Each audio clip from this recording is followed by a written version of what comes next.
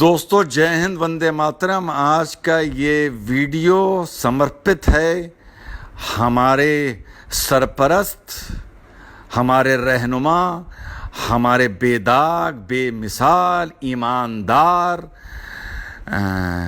समाज सेवी, साफ नियत वाले सभी नेतागण के लिए, सभी आइडियोलॉजीज के लिए, सभी विचारधारा के लिए। भाई पॉलिटिसाइज ना कर दीजिएगा, सबकी तारीफ कर रहा हूं, है ना, सभी के लिए। और इस वीडियो के जरिए हम उनसे क्षमा मांगना चाहते हैं कि जिस तरीके से इस देश पर बोझ, इस लोकतंत्र पर बोझ ये लुटेरे, ये भ्रष्ट गरीबों ने और ये प्रवासी मजदूरों ने पिछले कुछ दिन में अपने स्वार्थ के चलते कोविड की लड़ाई को किस तरह से इन लोगों ने, मजदूरों ने इसका राजनीतिकरण किया है, पॉलिटिसाइजेशन किया है, इसके लिए हम अपने सभी नेतागणों से क्षमा मांगते हैं।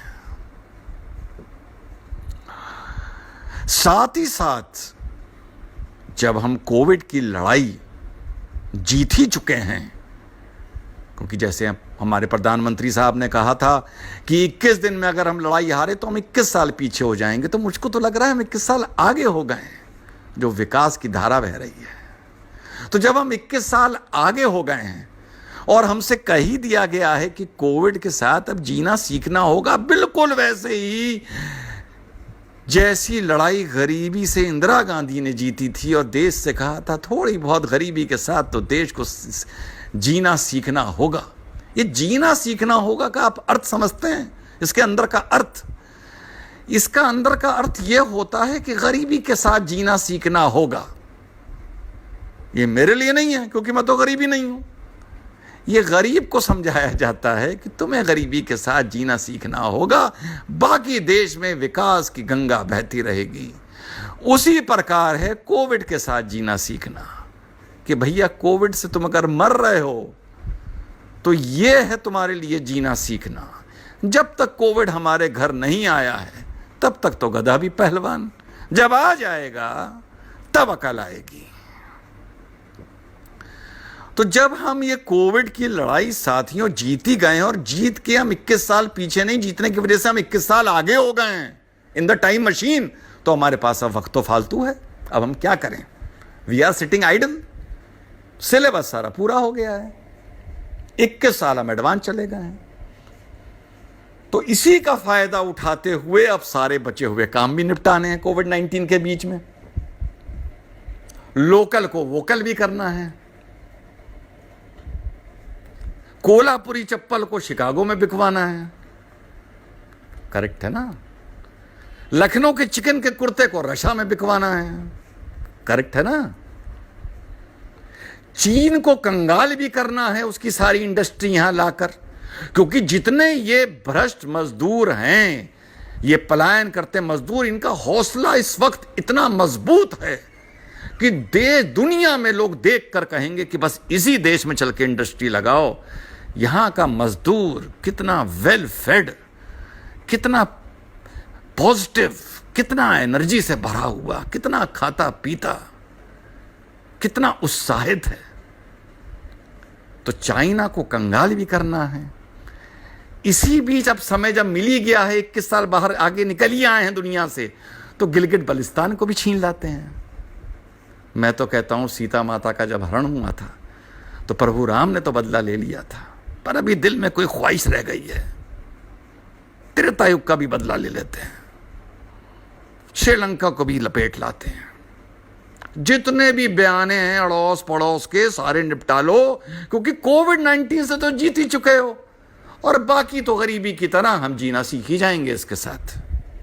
लेकिन आने वाले वक्त में एक समस्या आने वाली है। 3 हफ्ते बाद भारत में वर्षा ऋतु आ रही है, यानी कि मॉनसून सीजन, और हमारे विकासशील भारत में इन 4 महीनों में सब मिला के 3, 4, 5 लाख आदमी मर जाता है। कोई चिकनगुनिया से, कोई मलेरिया से, कोई टाइफाइड से, कोई कॉलरा से, कोई सीजनल बुखार से, क्योरेबल डिजीज से, कोई डेंगी से। ये डेंगी है, डेंगू भैया मुझे नहीं पता। उसके साथ जब कोविड 19 का मिश्रण जुड़ेगा, ये देश पर बोझ, भ्रष्ट लूटने वाले गरीबों के घरों में।